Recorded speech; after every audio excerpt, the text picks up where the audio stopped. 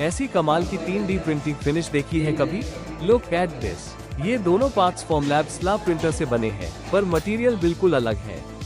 पहले इस गियर को देखो, ये है क्लियर रेजिन, हल्का ट्रांसपेरेंट और फंक्शनल टेस्टिंग के लिए बेस्ट। और ये दूसरा, ये है ग्रे प्रो रेजिन। इसकी मैट फिनिश और मजबूती एकदम प्रीमियम इंजेक्शन मोल्डिंग जैसी है। लेयर लाइंस का तो नामो निशान नहीं है। आपको कौन सा मटेरियल बेस्ट लगा? कमेंट करो और सब्सक्राइब बटन दबाओ। धन्यवाद।